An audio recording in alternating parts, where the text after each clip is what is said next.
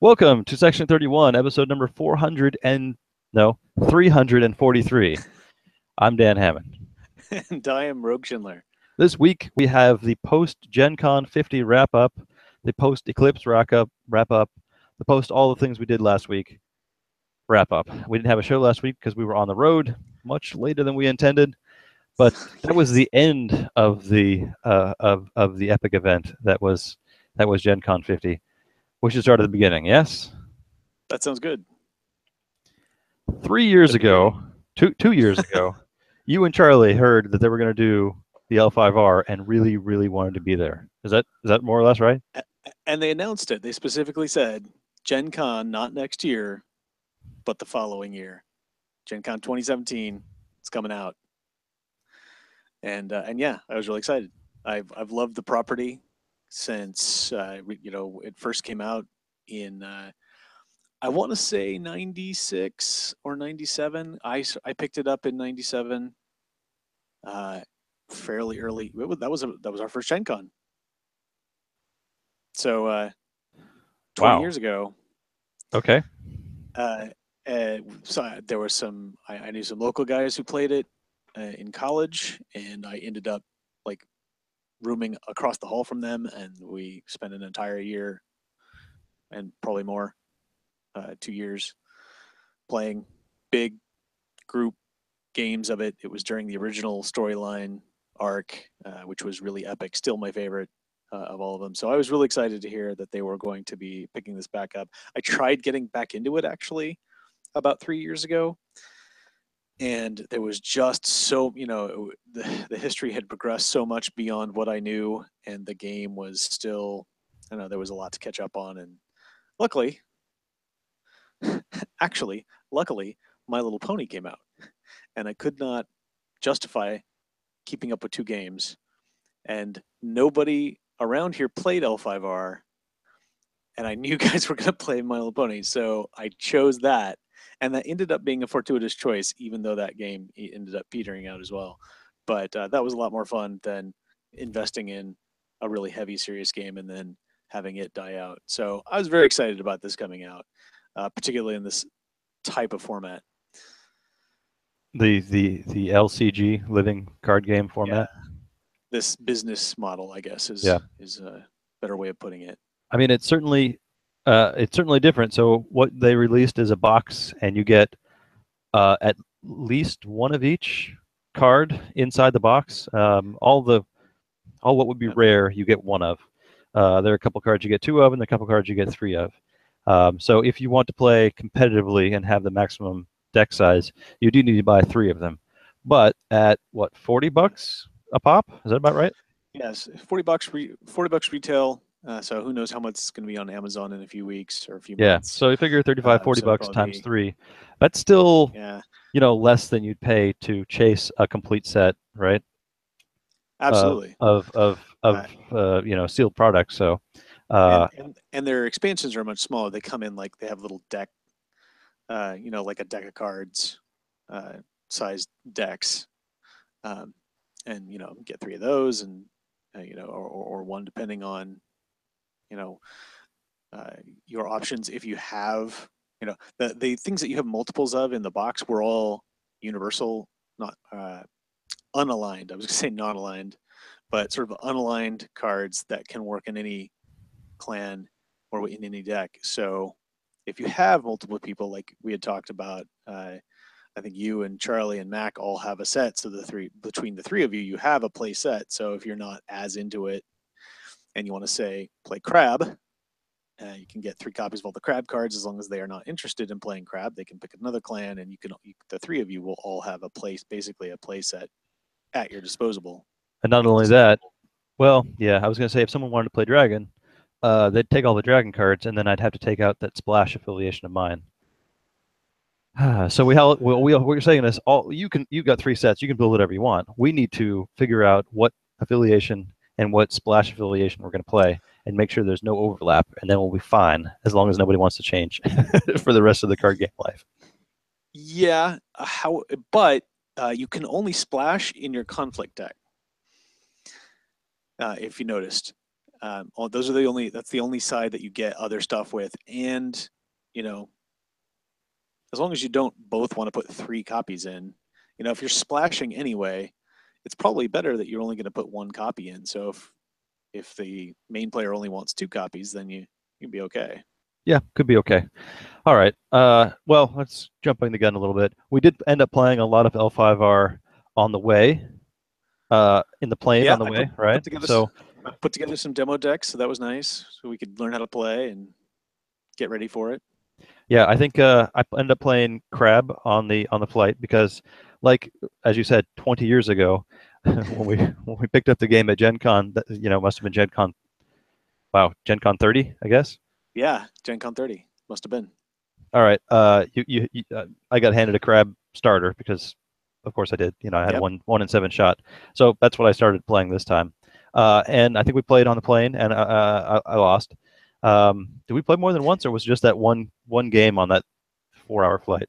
I think we played when they taught us. We actually played about at least half of a game, and then we played again on the plane, and then probably after that, wait, not, and then maybe a year later, I discovered people were playing at my school, and I was like, "Hey, do you still got that deck? Do you care about it? Can Uh, I borrow it?" did I end up giving it to you?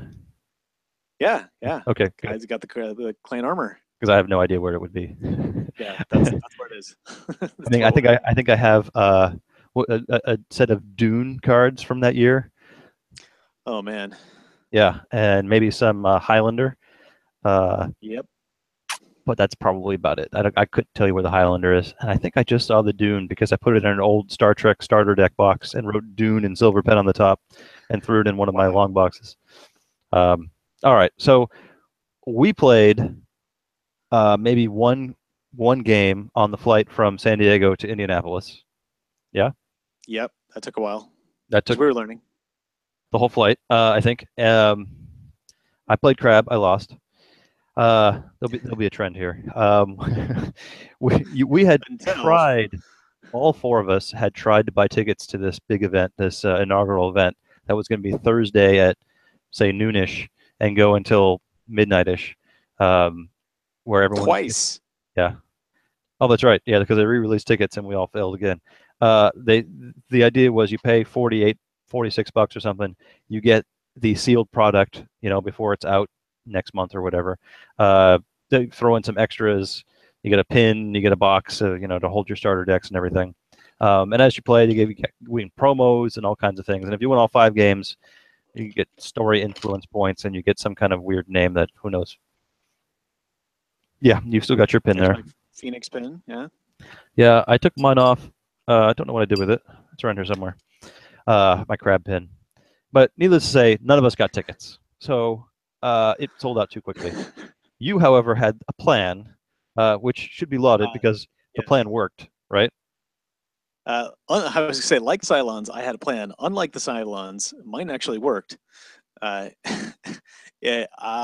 So I was very nervous about this. There were multiple conversations online about it. Are they going to sell additional tickets? Are they going to start a waiting list online, or whatever? And all sources pointed to show up on the day. Much like any other college class or Gen Con, tournament. You show up on the day if you don't have tickets, and if they're not full, they'll take generics. Well, that's great, but they sold 350 tickets and then 350 more tickets, and both times they sold out in minutes, like single digit minutes. And so I was not super keen on the idea of walking up at 11 or 11:30 for this 12 o'clock tournament and getting in. So I went back online and changed my ticket and badge info from will call to shipping, and had my stuff shipped to me so I would have it, and on the off chance, and it turned out not to be a problem because the line was, we managed to really catch the line at a good time on Wednesday, but I had it nonetheless ready to go so that I could get up at Dark 30 on Thursday morning and get there right when the card hall, that's what I call it, the game hall, the tournament hall, the adjacent room where they have all the actual events, not on the vendor's floor, opened right at 7.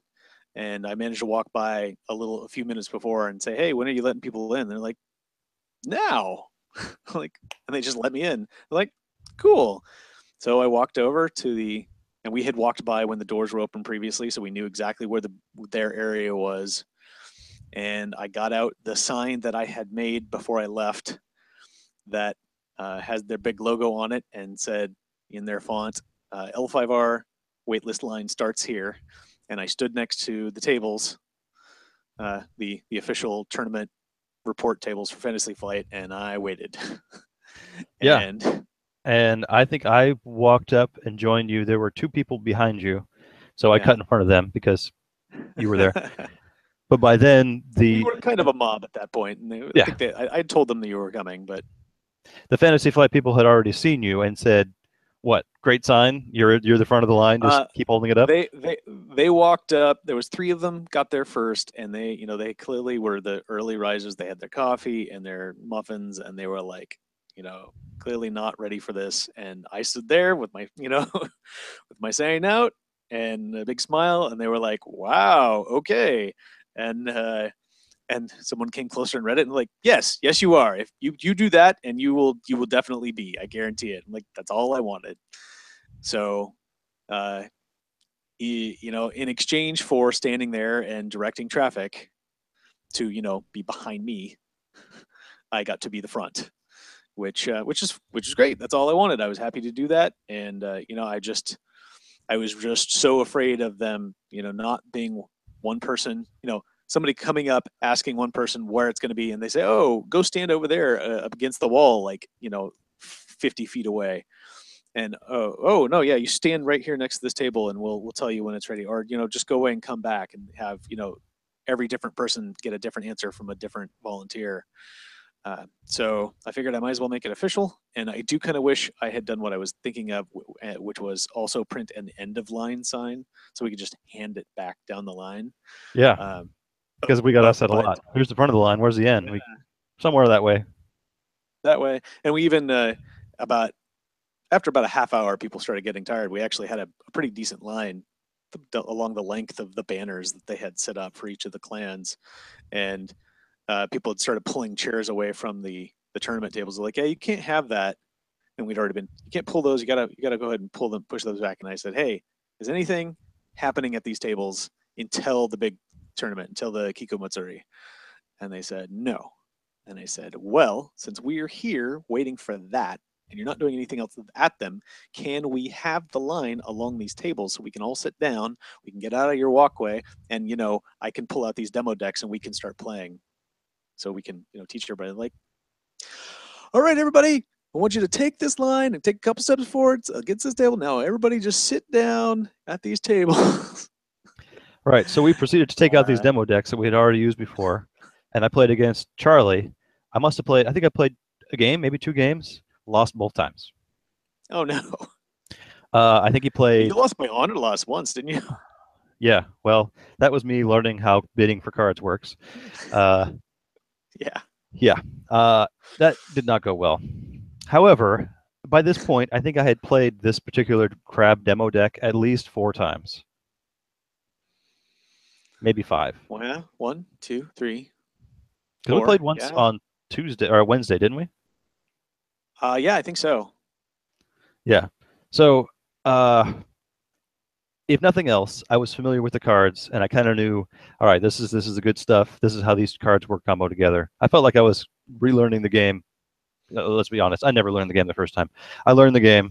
I figured out, what card advantage I can get out of this. And I felt pretty good. We all had to declare what affiliation we were playing at the beginning, and everyone got little buttons like you showed off. And so it's like, man, I think if I was starting from scratch, I probably would play Dragon, but I played Crab all this time. The box came with deck lists inside, suggested deck lists, which was 30 cards, if that. Yeah, 30 cards. And half of them, 2/3 of them were your affiliate. No, a third of them were your affiliation. A third of them were non-aligned, and maybe a small percentage of them. Let's call it 2/5, 2/5, 1/5. The last fifth was a splash of another affiliation, and I think mine suggested was Scorpion. And it's like, well, I want to play Dragon. I'm going to splash Dragon in instead. So I took all those cards out. All those games that we played, I felt gave me enough of a feeling of kind of know what I was doing to take out a few of the non-aligned cards that were terrible, and I put in different aligned cards or non-aligned cards that were good. Put in the cards that I liked out of the Dragon affiliation.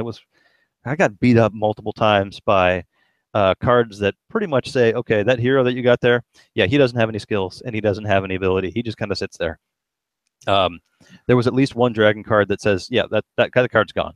So I was like, that's a good card. I'm putting that in. So that was good. I built a Crab Dragon deck, and I felt pretty good about it. I felt pretty confident. What did you end up choosing, and was it something that you had played over and over again in prep? I ended up choosing Phoenix. That was my clan of choice in the original, and always my I don't know, thematically they were my favorite. Um, uh, I did pick them. I did not play them all through the demo because I was like, oh, let's try something else and see what else, because the demo decks were a little monotonous. They only had about half the cards, but they had like 3 copies of all the cards that they had in them, which it was kind of the opposite of what we ended up playing with during the tournament, honestly, because the demo decks were like, here are 10 cards and you have 3 copies of each. And the tournament was, here is one of every card, and you are you are going to use all of your Phoenix cards and all of your non-aligned cards and a few of these other affiliation cards, and that's your deck. And that was basically all of the suggested deck lists.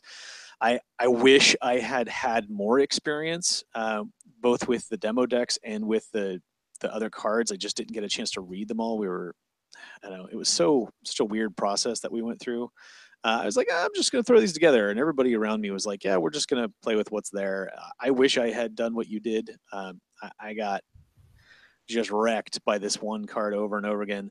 I actually did have Dragon on my suggested splash list. So, and Mac had just been wrecking me with all of the attachment nonsense. And so I was more than happy to be like, yep, I'll take that. That's what I'm splashing. But I really wish I had, gone in and thrown in a route, because I got wrecked with that all day. Here, that guy, go home. Okay, every time, Yep. every game, I and think I took out two cards that it wasn't route, it was something else. It wasn't go home, it was if you win by more than a certain amount, you get to oh kill somebody yeah, involved. like I die never on the got that to field or work something. during any of the testing, so I took them out and I put in assassinates, which were fantastic. Just kill a guy. Assassinate was Just fantastic. Yeah. you're out. Particularly, you lose some honor, but after losing by going out of honor, I had more honor than my opponents every game. It was not an issue, so that was great. Um, I think we should go back when they gave everyone with tickets their product. They started letting us who were sitting down at the table in, and you were up first, of course, because you had the sign. Uh, by the time I got up there, I think I was probably third or fourth. My number was 342 out of 350, and I had the tan or the gold bands, and I think you had a white band.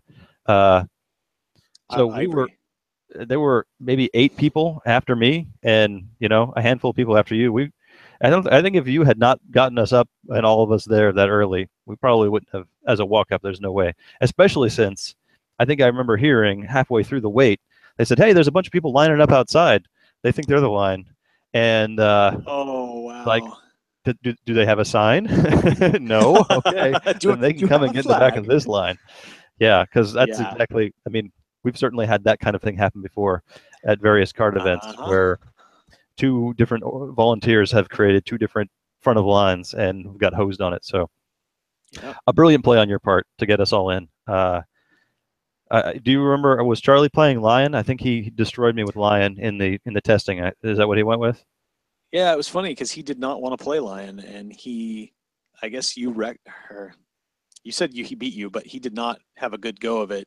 He didn't feel like he played well in his first game with whatever he played. So he's like, I'm going to try this Lion deck, and that was the last game he played before we we cleaned up, and he felt so good about like how well it went that he went ahead and played Lion. Um, You know, apparently a popular choice. yeah, and you know what? That I bet exactly what you were talking about probably is what hurt him during the tournament because all those lion cards say all your lion guys are plus whatever. And you know, if you got a lion guy, do this. Well, that's great in the demo deck when everyone's a lion deck, but in the box set when everyone's not aligned, all those powers don't work, and it's not quite as what do you call it, cohesive. Uh, yeah, submit. they're certainly not as effective. Yeah. Uh, and that was probably my primary complaint about the day. You know, I had fun. I had more fun than not, which was how Charlie kept describing it. I'm glad that one of us did well, so we could hang out. I just with the one box, there was not enough of a single affiliation to build a really flavorful deck of that affiliation. And if you just had attacky stuff, like, or sit there and defend stuff, and that was fine, that's all you had to do, it was fine. So it actually turns out things like Crab did fine. Things like Scorpion, which didn't rely on particular card types, did fine. Um, but if you had, I had the worst experience was my round 4 game where I had been waiting for spells all day. I only got like one or two each game, and then I started with just a mess of spells, and I got no casters. Yeah. Every spell says you have to have they're called Shugenja in this game, and uh, Air, Air, Phoenix are the magic clan. They are the knowledge keepers, the elemental masters. They are the spellcasters in Rokugan, and I could not see one. I went through 2/3 of my deck and I didn't see a Shugenja. So, despite getting crushed, that in itself, like not even getting to play, I felt was really disappointing. So, um, and yeah, it sounds like that was a problem across the board. There was just not enough of that single affiliation. So that above everything else makes me look forward to wanting to play because I still enjoyed the game. I liked the changes they make. I like the setup of it. It's a lot more of a chess match than it used to be. They fixed the very sharp downturn. Once you start losing, you keep losing Yeah, issue with that the was old one of my game. complaints about the game. Once you've got your resources in front of you and you lose by in the old game losing resources, you have to just smack them all up. Now it just becomes less of a resource as time goes on. Um, Yeah, it'd be but like with this you're small, losing your free card play in 1E if you start yeah, losing. How do you catch up with exactly. like that? Yeah. Yeah, every time you're 20, your opponent gets to 25 points, you lose a free play. Yeah. You Or you destroy get your one less counter to headquarters. spend in second edition, or two less Yeah, counters. there you go. Well, Uh, as alluded, I won my first round. I won my second round. It was a 5 round event, and if you win 3, you get a special prize. So kept playing. I won my third round. I got tired. I won my fourth round. I played against a guy. My fourth round opponent was like professional card player. Um, we sat down, shook hands. You know, he was excited to tell me about his work on the uh, play testing, and he wanted to know what my handle was on their board, so he could, we could talk about like dude, I just learned to play. Sorry, I don't know how I've won 3 games, but congratulations. You can go on and try to be what was the name that you get some title if you won all 5 rounds? oh, I forget. Yeah. Yeah, he tells me, yeah, that's what I flew in here to earn. So, good luck. And we started playing, and at one point, he attacked me, and I ended up playing enough cards that I overwhelmed him and won. And it was my element, so my guy came out for free, and he was like, "I missed that. I missed that play, and it's going to lose me the game." And sure enough, it went to time, and at that point, I had this just slight advantage. I think it was just having the favor. We each had one, and I had the favor, and he didn't. And it was like, that's it. I've lost. I lost because I didn't see that card. And he was just beside himself with not grief, but just he was just A astounded at dog. his failure. His buddies came by and said, "Yeah, man, we just lost, so we're gonna leave." He said, "Yeah, I'll join you." I'm like, "Oh man, I feel so bad." That's all they were Jeez. there for, and I backed into him. Uh, Yeah. Uh, Yeah, it was tough. It definitely became apparent, and we were talking about this midway, that um, the rounds were only 50 minutes. And somebody had said that even though it's a small deck, normally it's suggested 40, 45 card decks. Um, but even with a 30 card deck, because everybody was learning how to play, but they were just such short rounds, 50 minutes. Um, I rarely heard about a game going to time. And so we kind going of to time or not going to time? sorry, not going to time. Yeah. Getting done in time is what I meant. I Okay. should meant to say. Um, and so we kind of shifted strategies. I'm like, okay, well, if all I need to do is keep you from breaking my provinces, you can win rings all day, um, as long as I can tie you and keep the favor, because that was kind of the tiebreaker. Uh, Yep. and and with exception, and so I shifted gears, and my fourth game, like I said, even with that horrible draw, shifting to that strategy kept me close the whole time. Like I was, if at any point the the time had been called in the first 45 minutes, I would have been ahead and I would have won that. But I choked so hard on getting those Shugenja out that I just couldn't hold them off for that in that last round. But that was a huge like shift in thinking, like knowing that this game is not going to. It's like, okay, well, I can stop putting my strongest province under my stronghold, because you're never going to get to attacking my stronghold. I'm going to put that out in play so that it can do more good there. And I don't need to keep you from, I don't need to win when I defend. I only need to keep you from breaking my province. And as long as I can let you attack, then I'll attack one and break one of yours, so we stay tied. And I Hmm. underbid you for the honor. I can keep the favor, and that wins. Yeah, I mean, And that was the plan of attack for the crab the whole day. It's just be defensive. If opportunity arises, then make a counterattack, but otherwise just hold them off. And as you said, especially the first 3 rounds, even with the extra time the extra few minutes they gave us, I think my first 2 games went to tiebreakers and I won both of them. My third game, my opponent just drew 0 the whole game, and I drew all my guys, and I crashed his stronghold, which is the only game that actually finished that I played. And I don't think he touched one of mine. It was just a complete. It was like he couldn't. I couldn't have set up his deck better. It was terrible. It was like, yeah, this is terrible, man. I'm like, I'm That's tough. sorry. I said, no, break my stronghold. That's what you need to do. I'm like, yeah, I'm gonna do that. And yeah, that went really well. But yeah, like you said, the defensive strategy was exactly what to do in short rounds when everyone's learning to play. All you had to do was not overexert yourself, and that was that won me all the games that I won. Going into the last Yeah, round, yeah, go ahead. yeah, I was just say you did really well with that. You went almost all the way. It I was like got the Wars all over again. I got the 4 wins. Yeah. Well, unlike Wars, they weren't going to do a final cut and make everybody play for another 3 hours, Oh God. at midnight. But in the last round, I sat down against a guy who was in full monk robes and was just decked out with everything. He was from another country, had a little bit of an accent. I wish I could never remember his name was like Burr or something like that. I had to ask him 3 times and eventually had to look at his because it was he anyway, I was like, okay, you are truly into this a lot more than I am, and he's already won because he has a better costume than me. But he also understood the time constraints and was playing very quickly, and I want to say Ah, pressuring me, but asking me, okay, are you going to do anything or are you going to pass? Just not letting me intentionally or unintentionally stall the game or drag it out. I think I had the lead most of the game until the very end when he crashed one of my provinces, and then all of a sudden, all my guys disappeared because uh, that's just the way things go. And all of his guys, with that win, he was able to add counters to all his guys, and all his guys stayed around for an extra turn. I was like, okay, the oh wow. tide has clearly changed. I think if I had attempted to play slowly, I probably would have won that last game, but.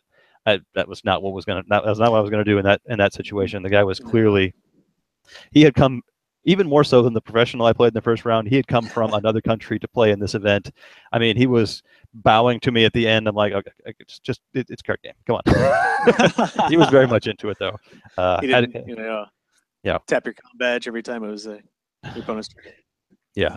Uh, he didn't quite say reporting for duty, but he was using all the, the verbiage that you would expect in this, Expand your power in the universe. yeah. So he ended up winning. I didn't win the fifth round, so I didn't get to.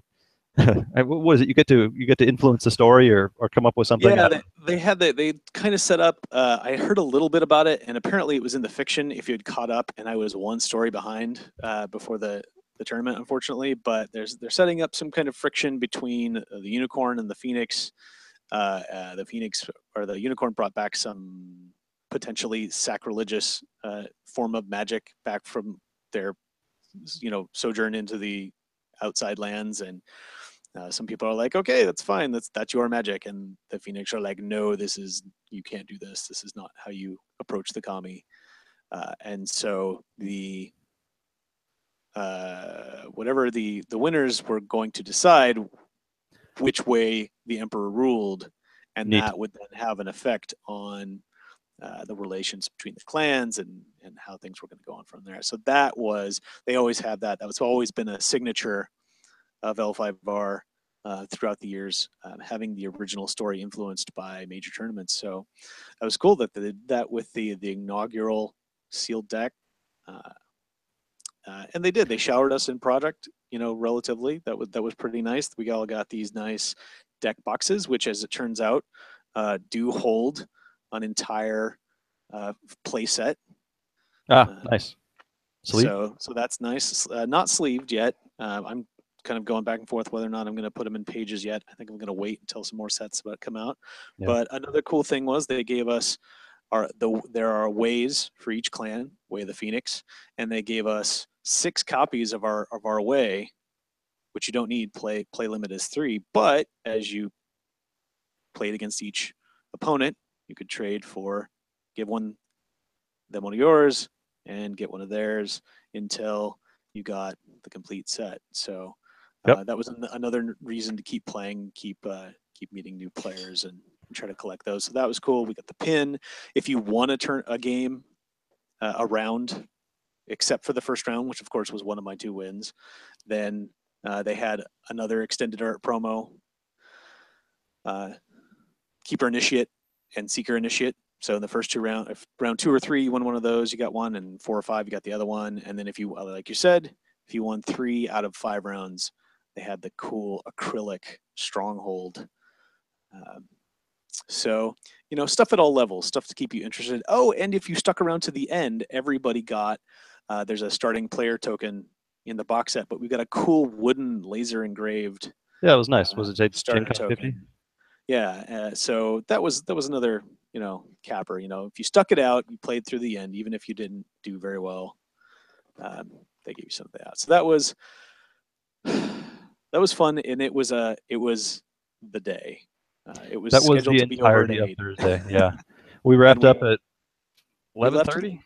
Yeah, I wouldn't say 11:30. So Did we stop by and play triples? Were there still people over there, or did we not do triples that night? we stopped to see if there were people for triples, and we were like, no, there's nobody here. We're out of here. Yeah.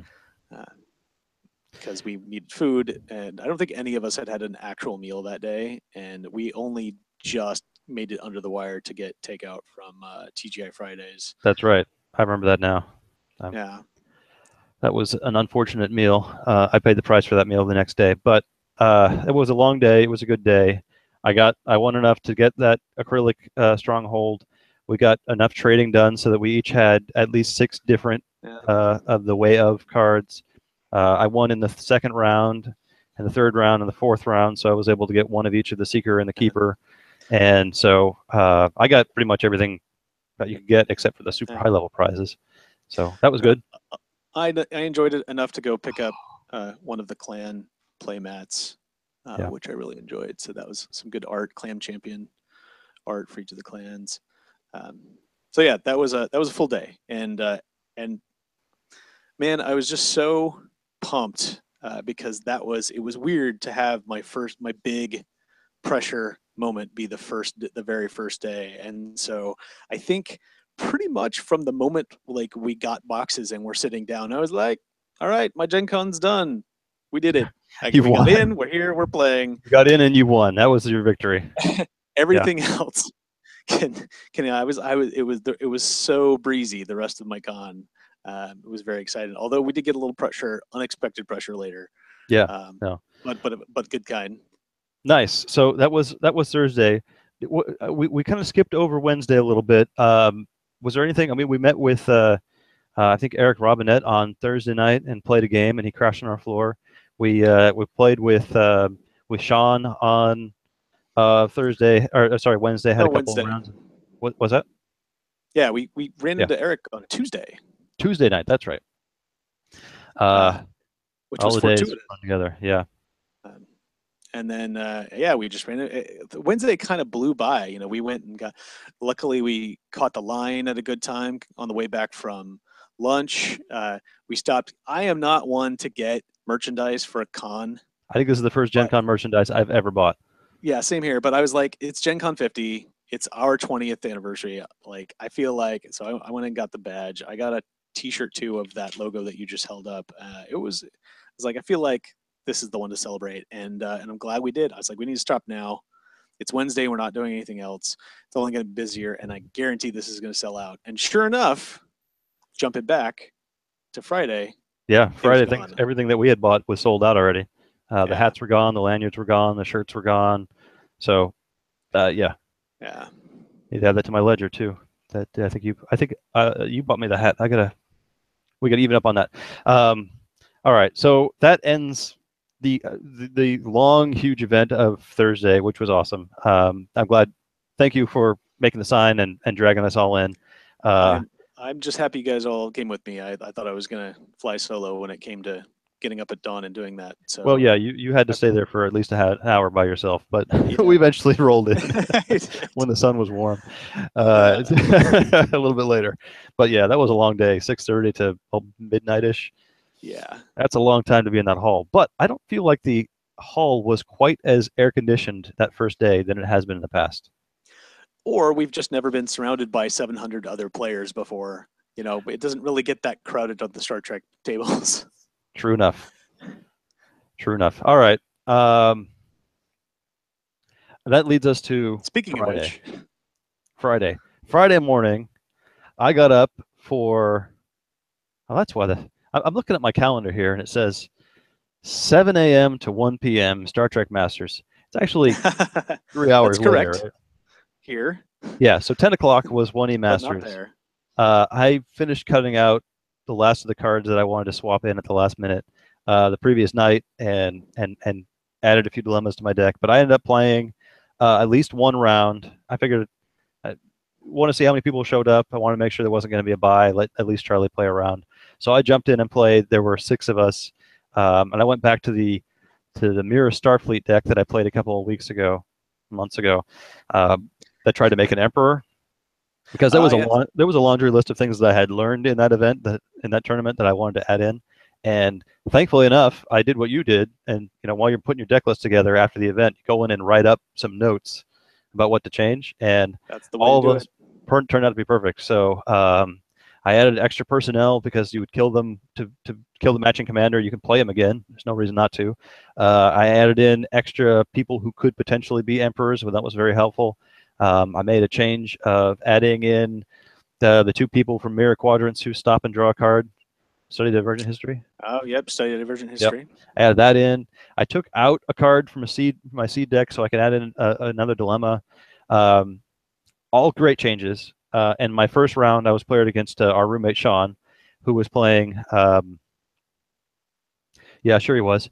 And I played everything pretty well. I got my first test done. Sergeant Mayweather became went out and explored space. He became the captain, and then he became an admiral when he was playing Klingon. He played a scout encounter, beamed over and used that new interrupt that came out in to Go to capture somebody when you got your Klingon ship there. So he captured T'Pol, of all people, and then ran away. But Uh, I flipped over hey, it's good to be the admiral. Go over, and my ship's combined attack and blew him up.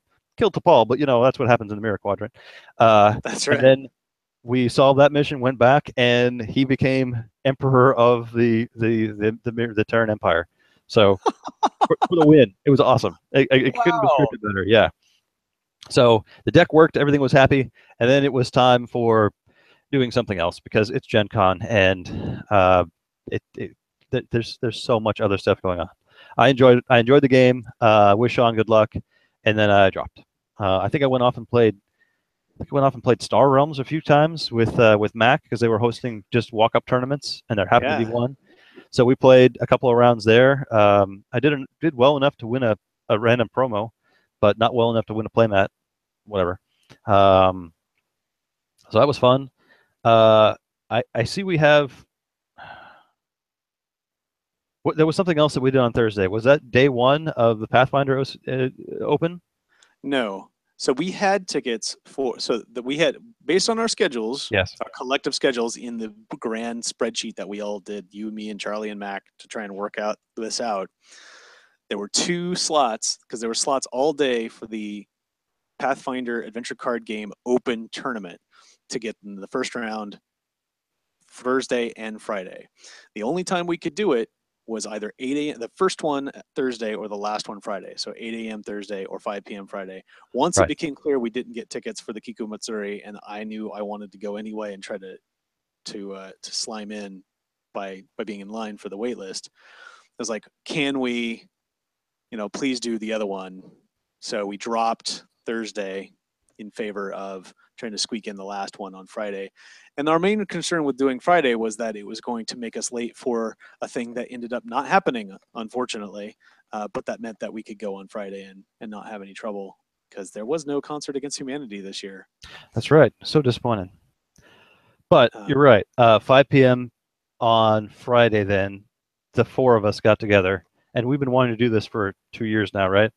yeah, just to get it. I mean, we've all played separately, but we weren't able to get all in the same team. And we've been saying since we heard about it, since the first one, we're like, if we could get all of us at the same table together, we've done this so much. Like we know the game, we know each other's play styles. We would totally nail this, and we did.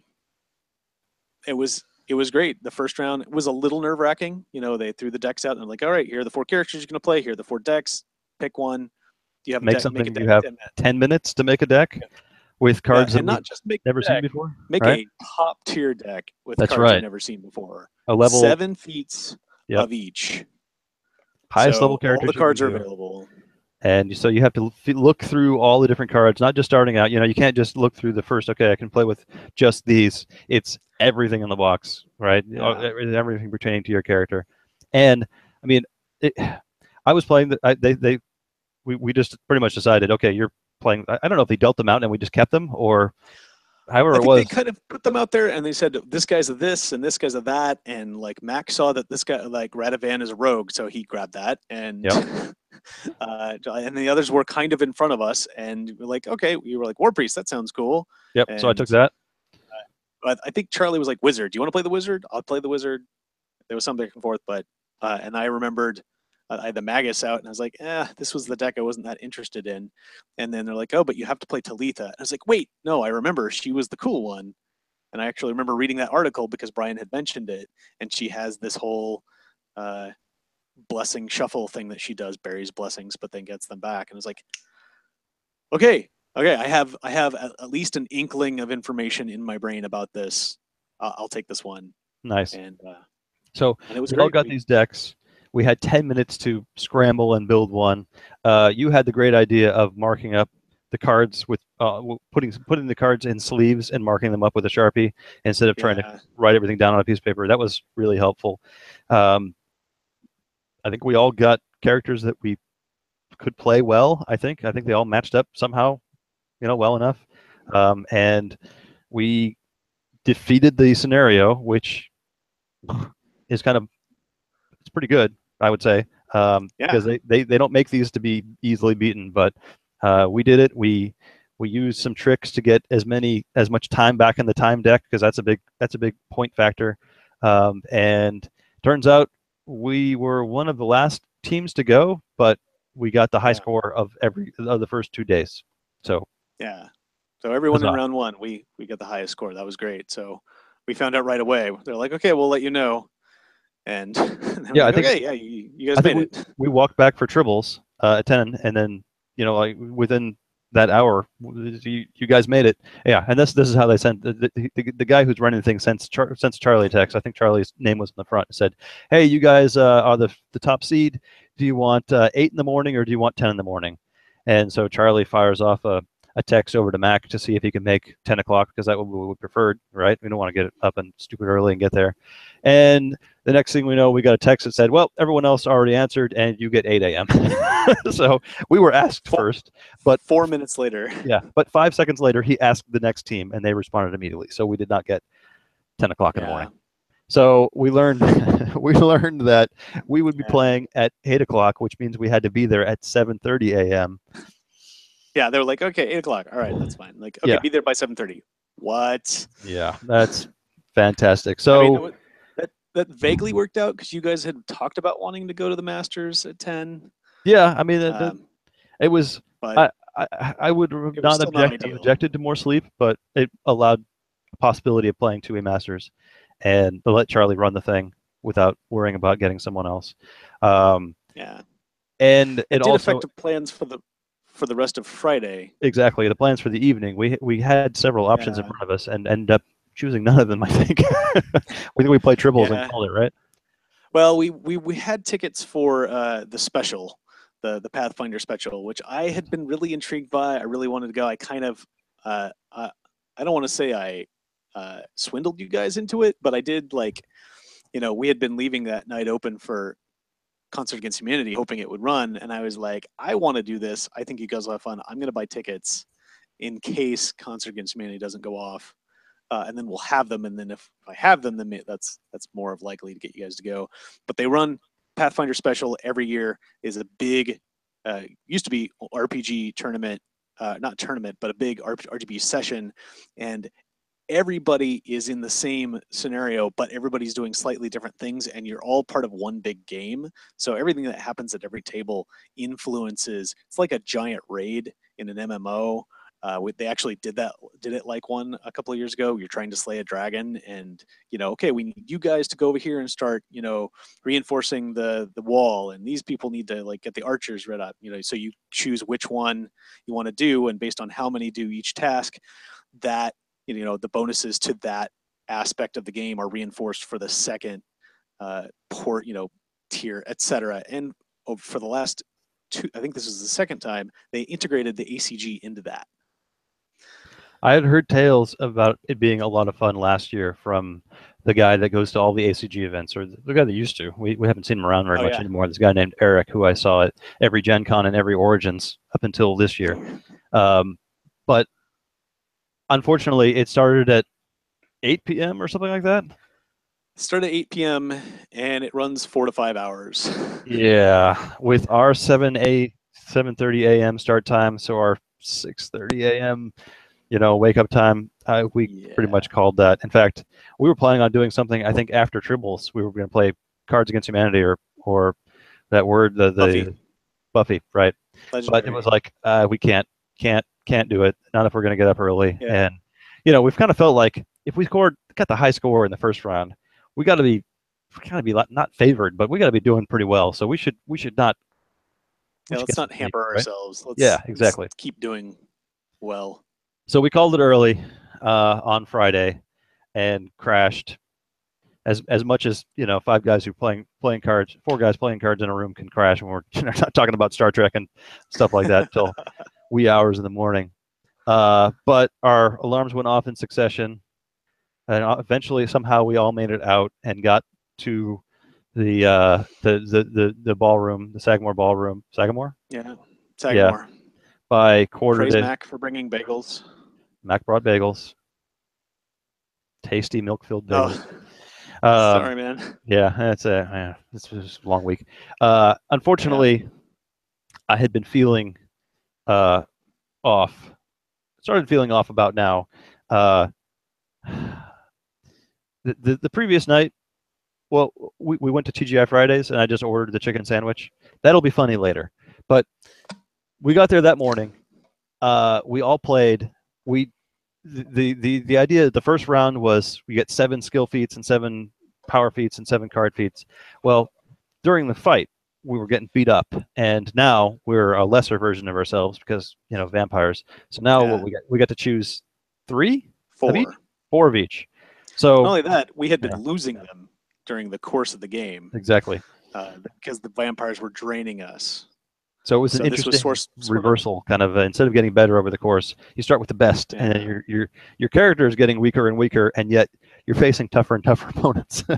So yeah, the good part is we could use any of the cards from the box, so we could still use the high power stuff. But I didn't realize that. But we were getting less and less feats. So we all, I think, had a pretty good idea of what we wanted to do, what worked and what didn't work the first day.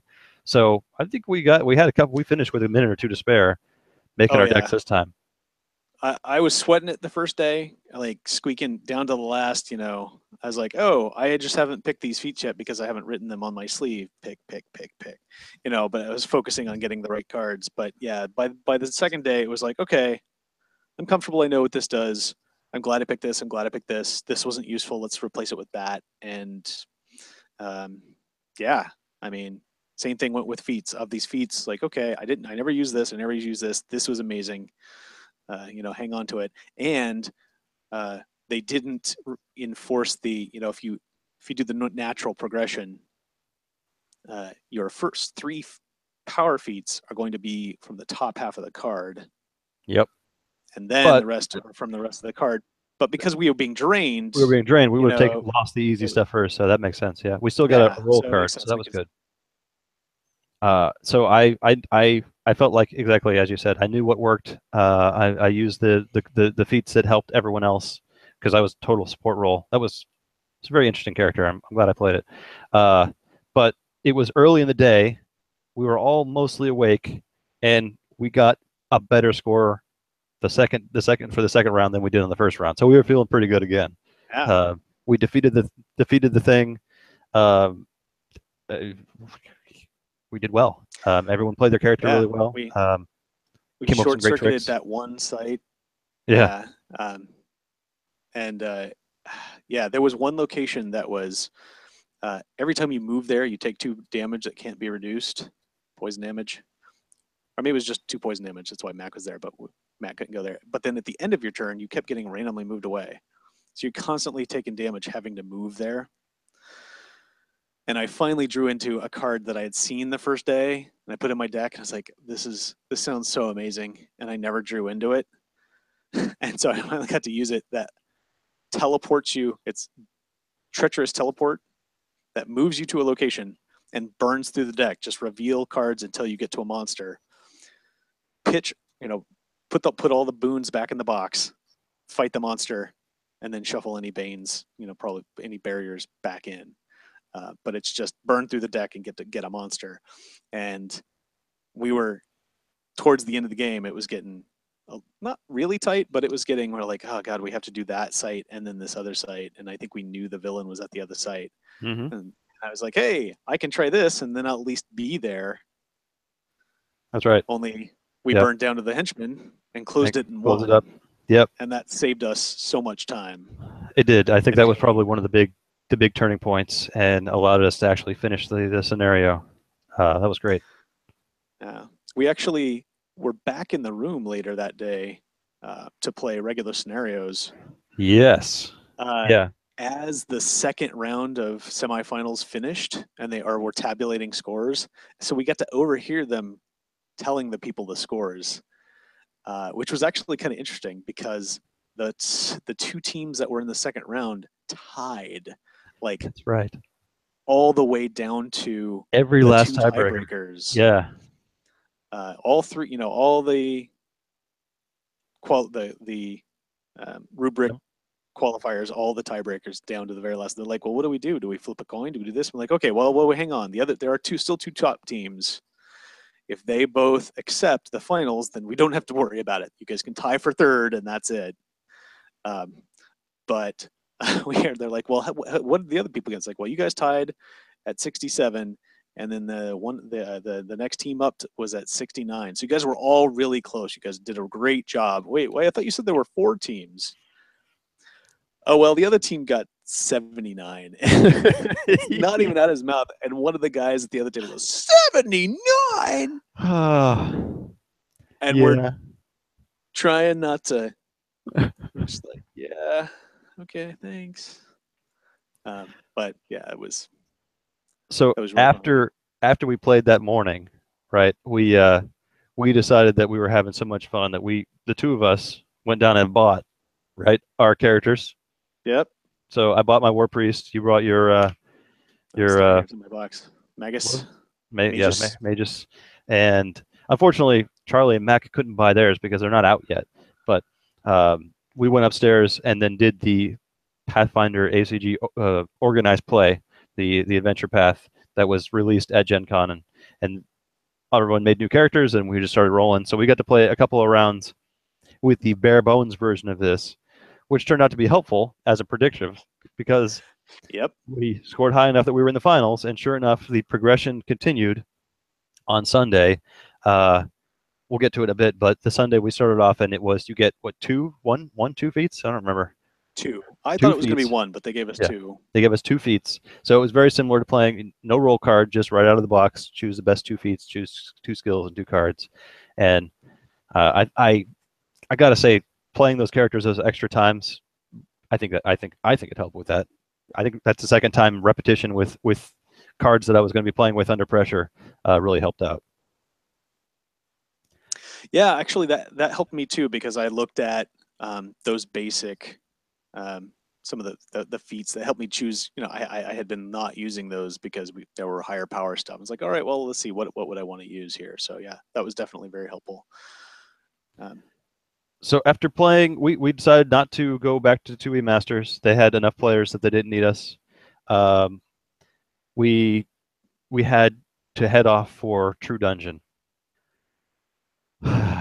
So I talked about how much fun I had at Origins playing True Dungeon with a bunch of people who had zero idea what they were getting into, and that was just a lot of fun. The puzzle solving was great. The combat was entertaining. We got all the way to the last room, solving everything, and then we couldn't fight the last boss because the last boss was super high powered, and we were all, first timers, right? Well, this time it was me and you, and we dragged Charlie in. Charlie was coming in for the first time, and Mac, who is seasoned professional at this thing. And we got in a little bit later than we wanted, I think. But we got into the room. We were all able to choose characters that were. I was able to choose a wizard class, which is what I wanted. Charlie got to play a barbarian, which is perfect for a new character. Just hit things hard, don't worry about anything else. Yeah. What did you end up playing? I played the Bard, which is fantastic because I never That's have to what you show up wanted on anyway, time. right? Nobody else wants to play the Bard, and Yep. And I love playing the Bard. And Mac played the cleric, and he had either played a cleric before or was really good at memorizing because he had no problems with his memorization stuff. So the people that we were in the room with already had their binders full of chips. They were putting all their loot out. They were all decked out. They were asking us, do you have this rare loot? And we're like, no. Okay, well, would you want to borrow some? Yes. Mac was handing things Yes, out please. left and right, and we were passing things around. So I felt like we got a pretty good group. This is going to be a good session. And then we started out, and the first room was an interesting puzzle.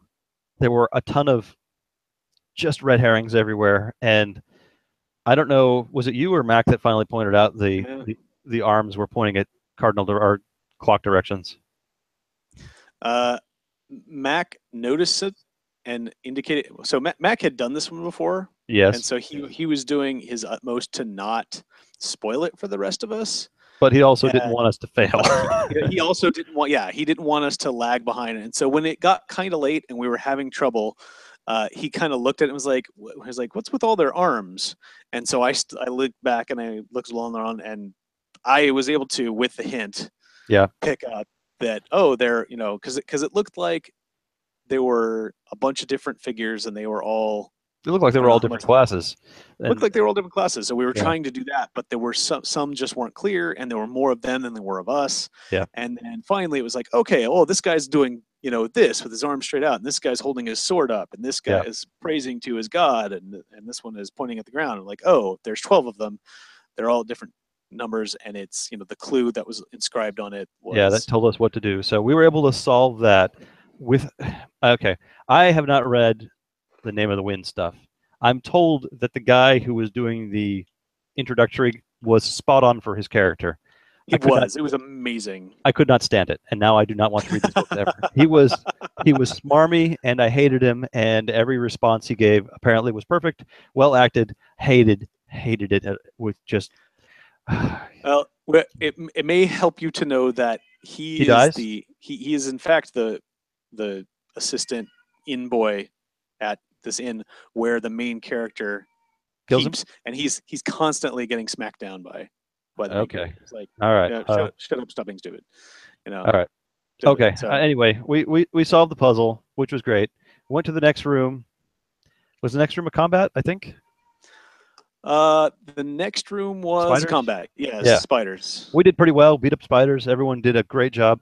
Mac had said at the beginning, "All right, this is what we're gonna do. When it's your turn, you slide and you get out of the way." And so people were rotating through quickly. We were able to get a lot of rounds of combat. Yeah. Um, me, myself, and the other wizard got our spells off. We were all pretty good on, naming the spots. Yeah. You guys with your fire was huge. That helped a Yeah, lot. yeah. We were naming the planes on the board. We were all spot on, so our memorization was great. Did carry combat, got through it. Went into another puzzle room. Hey, was this the puzzle room with all the words? Just Yeah. tons of. No, this was the alchemy. Oh, the Yeah. alchemy. So previously, in every true dungeon I've done, there's been difficult puzzles, but there's been enough clues to actually solve them without relying on brute force solving. You only get 10 minutes. And after about 3 minutes, the guy who was running the thing says, "You guys are running out of time." And we're like, "Dude, we've got like 7 minutes left. What are you talking about?" It's because he knew there's no way to solve this stupid puzzle without just Yeah. brute forcing it. And there Wait, were some. was that the alchemy lab or the Oh, I'm sorry. You blacksmith? said alchemy. I thought you meant the blacksmith. All right. No, no. I'm complaining about the next one. So I'm going to keep complaining about it. Yes. It was ridiculous. There were magnets on the wall.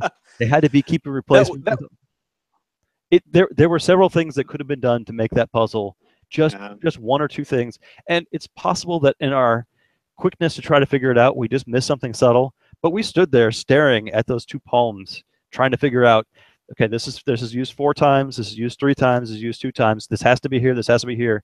So this one could be any combination of these 4, and it was just constant shuffling. And I can't think of any other way we could have done it, and we ran out of time before we figured it out. And like Mac had done it before and they didn't get it, and I talked to a couple other people who did it, and I have not heard of anybody getting this puzzle, uh, and I don't like that. Yeah, Like, no, I mean, I can't see this puzzle and think of that. I'm like, all I can think of is they wanted you to get X far and then have to see how quickly you could brute force it, and that feels like poor puzzle design. Like, puzzles are not meant to be brute force; they're meant to be solved. If you can brute force it and get lucky, good for you. But yeah, that was tough. to expect it and not give you sufficient tools to solve the puzzle is poor writing. Yeah, that's lazy. It's lazy that was writing. tough. And as that was out of order. So that one was after the previous room, this alchemy room, where we walked in and there's pages of notes on the walls for 10, 12, 14 different items. And each one has in this Probably page of 30, words 40 pages.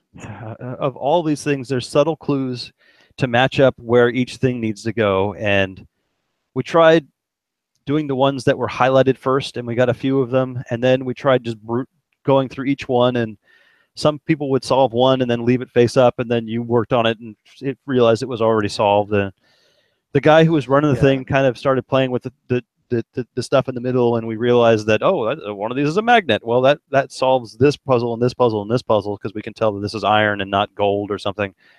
Yeah.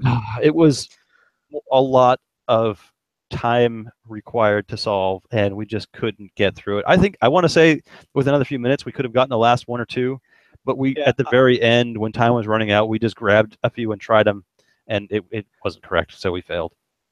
I felt like that one was mostly frustrating because we were so close, and if we had, I don't know, the thing was kind of obscure and spread out and made to be really time consuming anyway. But if we had been a little better managing our time, I mean, I felt like we were a little close. So when the time ran out and we were off just by a little bit, that was frustrating.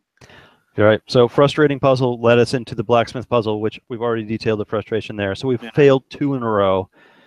We were feeling pretty bad. We had a brief uh, good part, right? The next part was another combat. Uh, I thought the next part was the map puzzle. Okay, the map puzzle was not bad. I I actually think, really liked it. I just would have liked to have had time to participate in it. yeah, And I think everybody was really frustrated after the first two. yeah, everyone was frustrated. We were all running around trying to figure out more red herrings everywhere. There was a poem. Yeah. There were things on the wall that didn't have any relation to what we were doing, but it was a lot of signposts that you have to match up. Kind of like it reminded me of the old like a laser reflection problem where you've got a bunch of Yes. mirrors and you have to line up the mirrors so that the path goes all the way to the end, right? And that's exactly what it was. It just was without lasers. Yes. Instead, Yeah. it had pointers like this mirror. Instead of a mirror, it's a signpost. This is going to come in here and go out Yep. there. A And it was on signpost a on big a hex hex map. grid. Yep. And I was like, I, I was both excited and frustrated because like I could do this. I could figure this out. And some of our colleagues from outside our group you could feel their frustration too, and they like got it right away, and they were like, and so they were not wholly wrong, seizing the initiative, like, okay, I know what I'm doing. We're doing this, move that air. And it was like, all right, just get out of their way and let them do it. Yep. But we Which is saw. where, Yep. yeah, It but got which we solved. solved it. Yeah, and we solved it with plenty of time, I think. After the last couple puzzles failures, we solved it with plenty of time. So we were wandering around the room, chatting up the cleric guy, asking if he can give us any healing, and he was funny. So I am we not had that some kind of time before we cleric. go to the next one, catch our breath. And the next one was a combat, which was so we did the light combat path. So we kind of had a feeling this would be this final combat. So everyone unloaded all their spells. Agreed. Yeah, and so we one shot at a dragon, That's right, which was uh, amazing. which Uh, which was amazing. I think I was the only one disappointed because I was like, everybody was like, yelling. I had like 3 or 4 different people yelling at the bar, do your knowledge check, do your knowledge check. It's like, I know I'm going to do my knowledge check, but I have one combat spell. I'm going to do it first, and then I'm going to do my knowledge check because I can do it while I'm singing, and I can't start singing, stop singing, and then start singing again. And I used a chit that let me auto, I guess it was buffed to the spell, but it let me auto crit because he wrote down 3 times the damage I was supposed to do. You yeah, did like was it the rogue crit on a backstab, a yeah. barbarian hit, and we all unloaded. And I think I was all ready to, I was this was my big number for the final combat to sing, and then it ran away. The So dragon ran away. It bravely ran I away. Now, to I be was the fair, only sad one in the room. yeah, the dragon prop that they had was fantastic. The big Amazing. head came through the wall, and we're like, "Ah, it's a dragon!" All right, we rolled the combat board out and started fighting. And at some point, it started. It was dormant for a while, and I turned around and it was moving again. And I think I jumped into the air because I was not expecting that. That was great. Uh, that was Yeah, fun. that was really cool. And then another puzzle, and you knew it was a color puzzle to be the very end, right? uh, there was a Stonehenge kind of circle, and we had to good use of technology. Uh, the lights changed colors with the time, and there was a changing pattern. And if you physically struck the stone, it changed. It recognized the movement and it changed the light pattern. And you had to get them to all line up so they all were green at the same time. There was some confusion about the rules that were laid out at the beginning. I don't think everyone quite understood what the guy was saying. Yeah, Um, I don't think he said it very well I either. don't think so. We kind of figured it out, and there was some debate as the best way, the best path to get to make them all be the same. I think we Yeah, ended up doing the long way, and it cost us because it was on a timer, and it was only going to do it so many times before time ran out, unfortunately. yeah. And at the very And it last was down second, to the last point. We the had last point, all we but all struck two. our stone the right number of times, and he said, And "Yeah, I told you guys at the beginning. As soon as you hit it, the pattern completely changes." And we're like, "No, all right." Then we lost, and we got we're like, smacked down for no, damage. no, you didn't. You didn't say that. Yeah. So we didn't solve three of the five puzzles, Yeah, and that sounds about right. but We we were got close. I mean, we were. I feel like we solved the last one. We were done. yeah. We, I think a couple so. of minutes on the alchemy. You know, the alchemy one wasn't bad. It was just it was too much for the time allotted. Yeah. And then the blacksmith puzzle. So that was it was a disappointing for doing the puzzle heavy and then having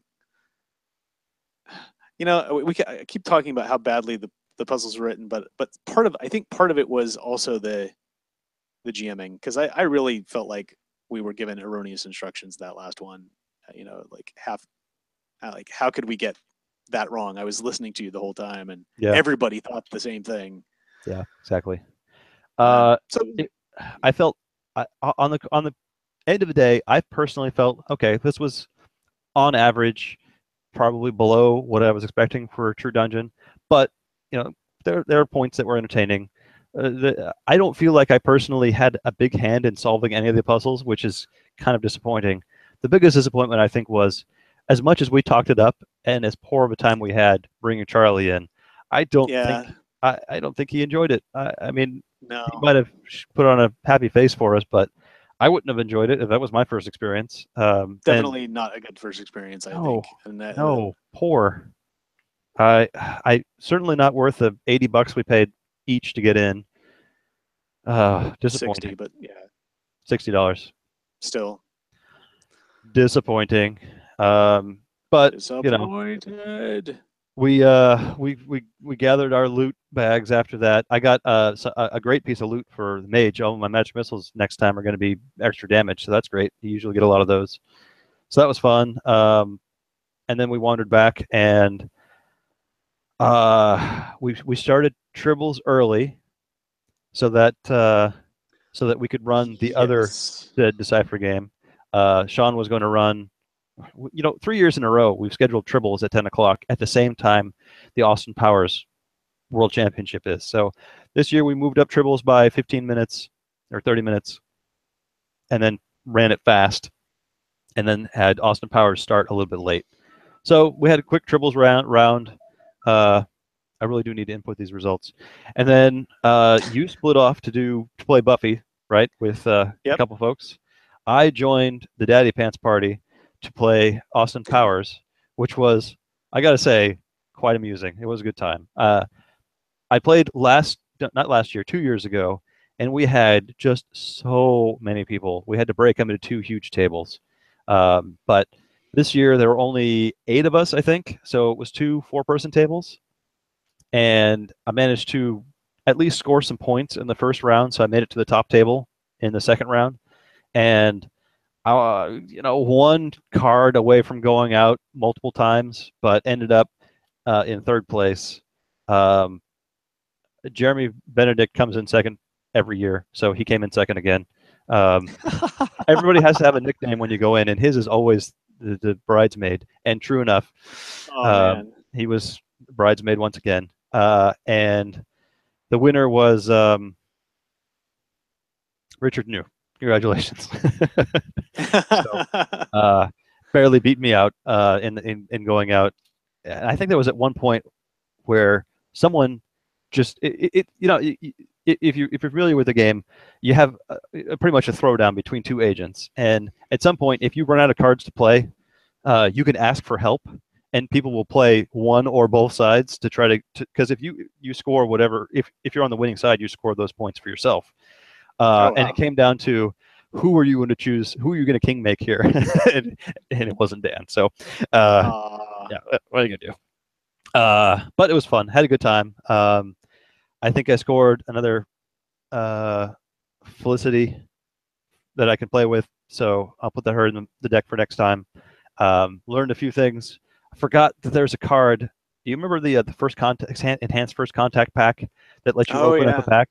Well, there's one of those for each side, and you don't have to be losing. You just call it out, and once per game, you open up a pack of cards, you put them all in your hand, and you play them all that turn. So it's like Wow. I felt like I was at a disadvantage because everyone else was opening random packs and adding them, but I did not. So I will add those for next time. I will add some booster shots for next time. That was fun. So thanks to Sean for running that. That went into the night on. Are we still on Friday night? No, Saturday. Saturday No, that night. was Saturday night. Oh, I think I joined you for a round of Buffy after that too, You because did. We played one. it was only Uh, midnight, so why not? yeah, and you guys were. I think we finished right around the time you did, and we won, but I'd had a terrible time, and I wanted to play a decent hand. I, when you're playing Legendary, you finally get all your cards together, and you have like that epic hand that happens like 3 or 4 times a game, maybe. If you get all your things working, a decent amount of stuff working and have a good turn. Yeah, literally every time I had that hand, the villain we were playing made me pitch our hand. So I was very displeased. But even then, even after that, I really enjoyed the game. I really liked the flavor that they added. It plays a lot more like Marvel Legendary, where it's primarily the city and you're fighting. It's not like Firefly where there's all the episodes. They added 2 new mechanics, which I think are a huge boost to the flavor for Buffy. There's a light dark track, and some guys advance the light, some guys advance the dark, and when you get to, when you would go off the end of the light track, everybody gets a courage token, which is the other new mechanic, which is basically a +1 anytime you want to use it for either currency. And then the dark, bad things happen. And then most of those cards, if there's light, do something cool. If there's dark, do something else. Depending on the character. Buffy has some dark cards because she has a little dark path, and some of the characters have light cards. Willow has a whole temptation thing where you get powerful stuff, but you have to pitch cards or advance the dark. So that was a really good addition, just a small little addition that's not too hard to pick up, and it really increased the flavor for Buffy. I really enjoyed it. It seems to really have captured the humor as well with the card titles of the game. I know Charlie really enjoyed playing Xander. He doesn't do a lot fighty wise, but he does a lot of playing with the light dark meter. There was some really fun. Our second game, the one you joined us for, was actually kind of cool thematic wise. We were realizing we're like, let's play with all the girls, and then we're like, there's not a lot of fight in these. There's a lot of recruit and a lot of manipulation, but there's, aside from faith, there's not a lot of fight. But we kept the light dark meter in the light almost the whole game. We kept pushing it off the end, so we were gaining courage tokens. A lot of the cards did stuff with courage tokens, so we literally we won with courage. We killed them with courage. Yeah, And I had it's all the fun that you had in the first game in that game. Every time all the cards lined up for me to have an epic turn, it got all but pitched, and I would draw 4 new cards, and they were all terrible. And I did not have an enjoyable round with that. So I'll try it another time. But that was less fun. It was also very late, so that probably had something to do with my lack of total buy-in for that game. But everyone else seemed to have a great time, so I'm looking forward to trying it again sometime. Yeah, and conveniently, it's in the same size box as Firefly, which has left lots of room for expansions that aren't out yet. So I combined them into one box. Well, that's interesting. Nice. Yeah, so you can play either one. I like it. Yeah. All right, that put a cap to Saturday night and left us getting ready for the Pathfinder finals on Sunday, plus Tribbles Masters on Sunday, plus there was a casual L5R tournament on Sunday morning where we were planning to go and get our 7th and final way of the whatever that we couldn't go to because we qualified for the World Championship. Luckily, according to plan, we stopped by and we're like, well, maybe we'll just tell them what happened. And, it's GenCon. They know things like this happen. So we did. We went and stopped by. Luckily, we found Stuart, who was very helpful after going through a couple of people, and said, hey, look, we have tickets for this. We really want to play and get our 7th way because we got 6 the other day where we had a lot of fun at the Kiku Missouri. But we're in the championships for this other tournament, and it conflicts. It's at the same time. So can we just get the card, or can we turn in the ticket? Do we want to come that morning beforehand, or should we come after? And he's like, you know what? Don't worry about giving me your tickets. Just come on by. Wait until shortly after the tournament starts. After we're done organizing, and you'll be fine. Just make sure you find me, which was great. We did that on Saturday just to make sure, and then we stopped by on Sunday, and he was not there. No, he was not there. Of course he wasn't there. So we went off and played in our event, right? In the morning, Pathfinder Open, the championship, and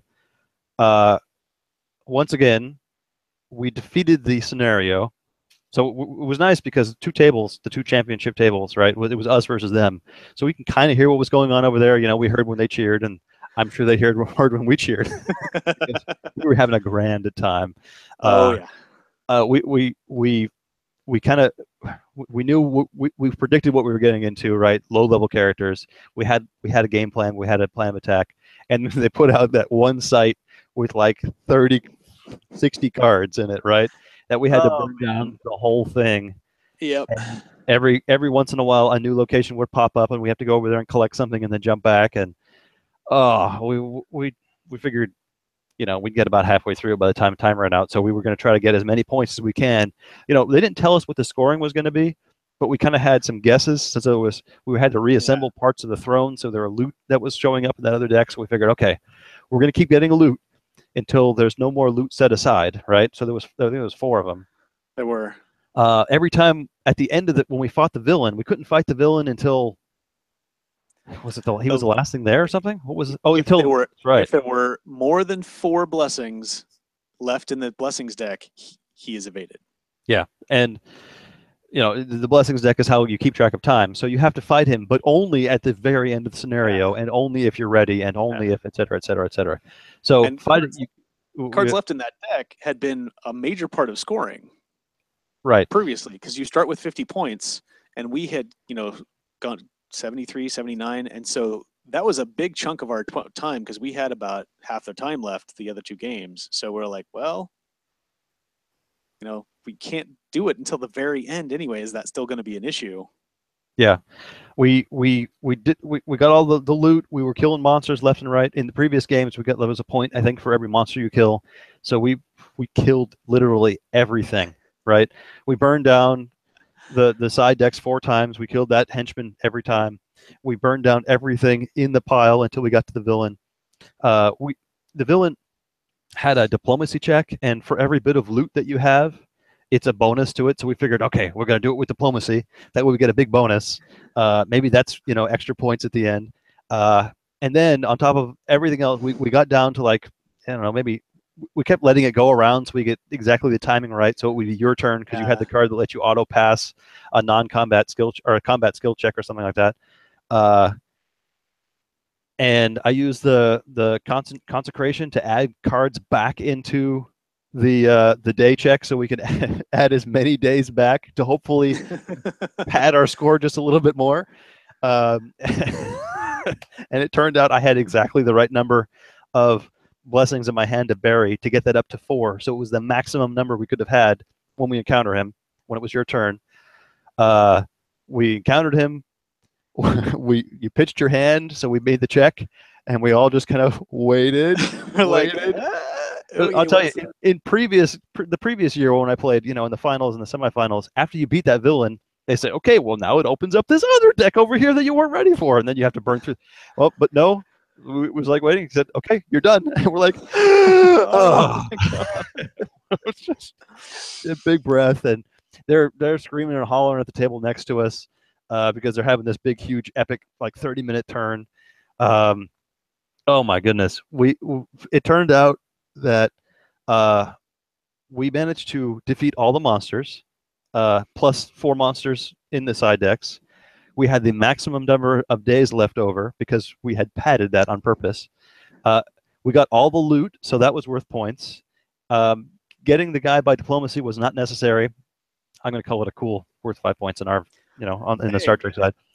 It made it an auto win instead of having to roll dice that could always screw you. Yeah.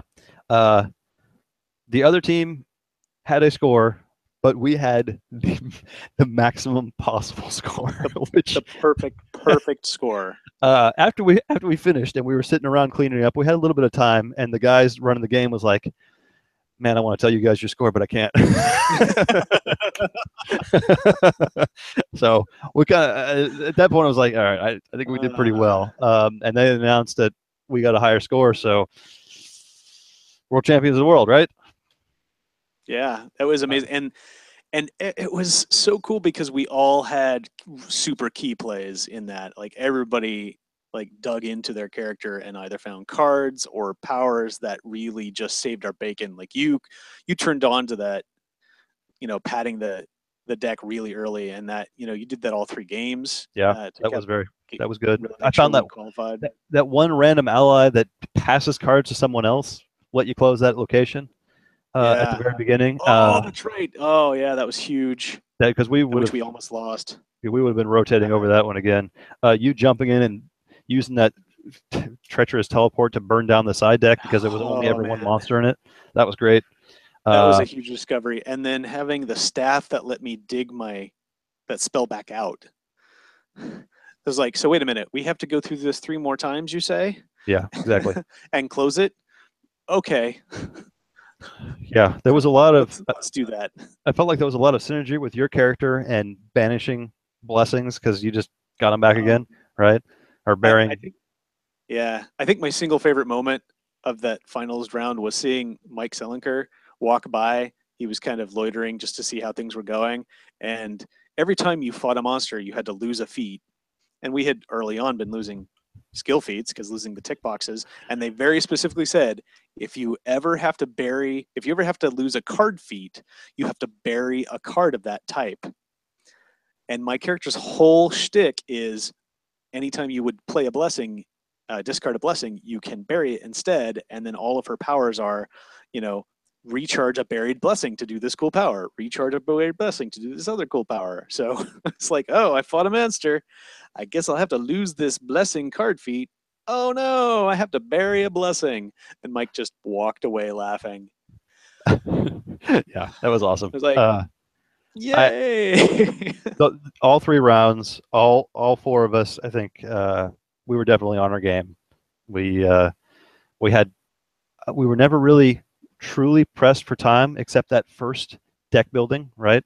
All the other games we finished the scenario, which is unexpected, before time ran out. So we were never, trying to Yeah. get that last thing done before time ran out or close the last location just to get some more points. Uh, I think we played pretty well. I think we wrecked it. I think we did a good job. Yeah, and they did too. It was our first clue was people walk by to see how we did. It's like, oh, you guys are done. So what happened? We're like, well, we're done. We beat them. They're like, you survived? Like you won? They clearly had not expected us to beat the scenario. They were basically seeing how many points we had left when we died, When we all and died, yeah, when we all died or ran out of time. yeah. So Uh, no, epic. We were gifted more of these. The starters, everyone got. All yeah. 4 of us got Woo. 4 starters, so one of each that were played with at the table. Um, I put my Tails, the character box that isn't available yet. I put it up on eBay. I still have 0 bids on it right now. I would keep telling you, man. I'm pretty sure the problem is that no one knows. Like nobody's expecting it to be there because it's not out yet. I posted to the Paizo boards. I said, "Hey, Really? we won, and if you search this for eBay, you can have a piece of the action." And nothing. I've got 5 people watching In it. advance now, yeah.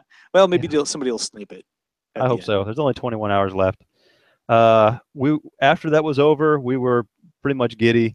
We walked back toward the L5R booth again, and our guy had gone to lunch. Stuart was at lunch, so they were able to call him, and the guy that was working said, "You talk to these guys? You're going to give them this?" And I'm like, "Yes." So we got our 7th and final way, and we were all happy about that. Um, Yep. I have put my 9 promo cards up on eBay, and I actually got a bid on that, so I'm happy.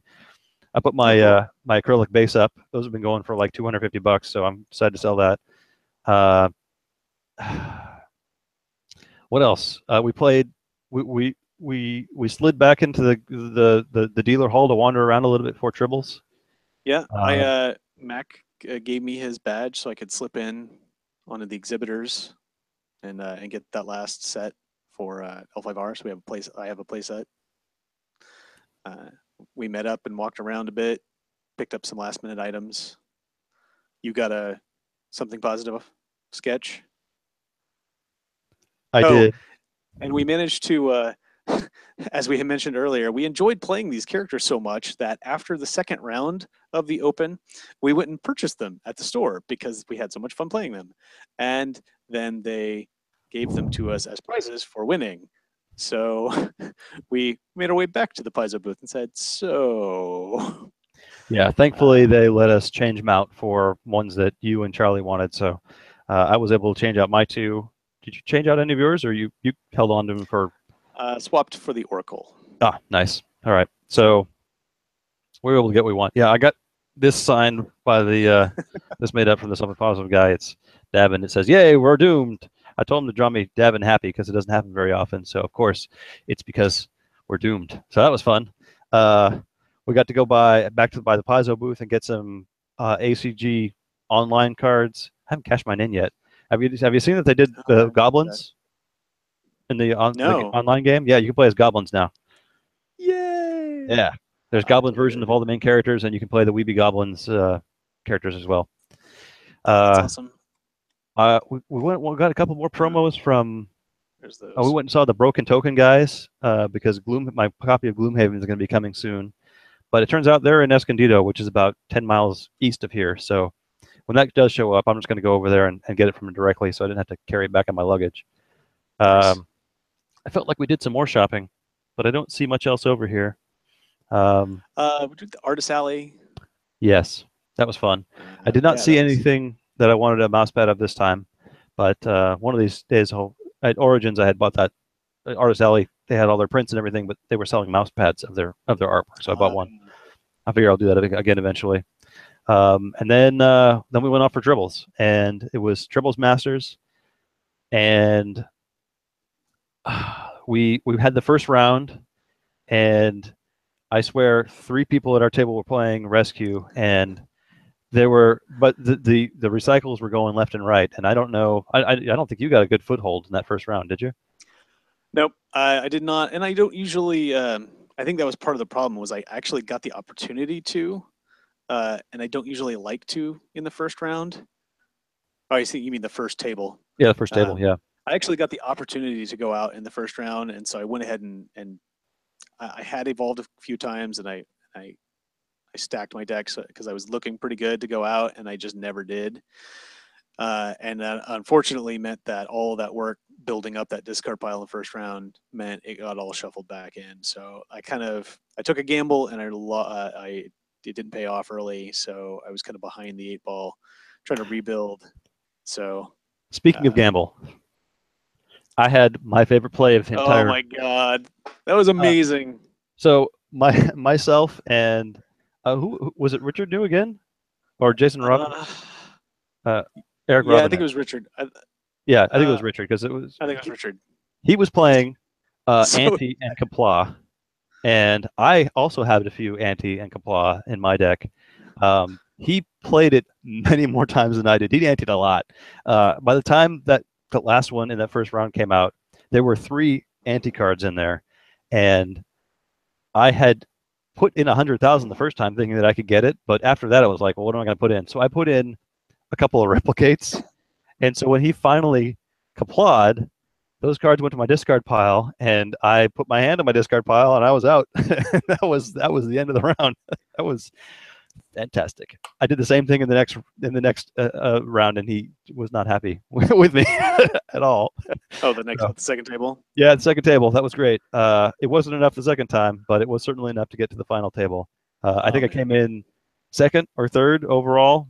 I have those results here. I have been hitting the ground running since I got back. I haven't posted them yet. That is my job this week, to post Triples Masters results and Triples at 10 results. But had a great time.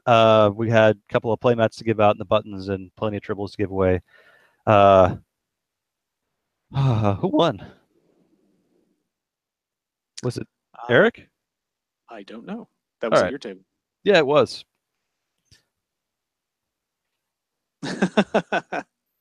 I was sad because I have not played a lot of triples recently. We actually locally haven't really.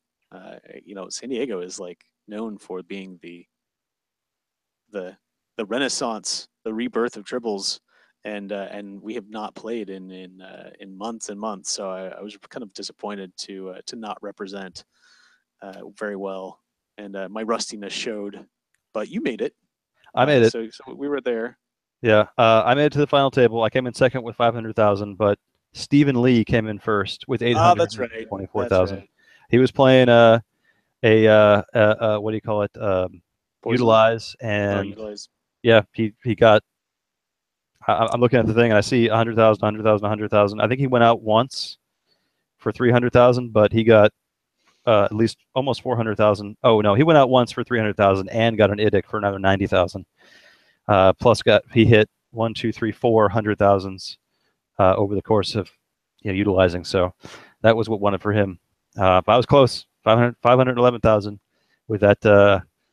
It's my time warp deck. I really like that deck. You get a couple of Fizbins down, and then you time warp, get a couple of time warps. So you're only starting out with like 4 cards. And if you go out with those Fizbins, it's a couple 100,000 points. Plus, the anti trick, which I'm gonna use that forever now. That's gonna be the Dan maneuver. All right. But congratulations to Steven for coming in first and winning the playmat. And I think Maggie came in first at the second table and took that playmat. She did. So, congrats to her. And that was the final bell. I think that was GenCon. GenCon was wrapping it up. So we went back and we went actually for a real dinner at TGI Fridays because we could sit down and not just order and run. And I learned something. I can't do the dairy, right? Yep. I asked for their dairy menu. Their dairy menu has pictures of what's in it, each item, and I swear Little icons. It was little icons. Uh, there was a milk icon next to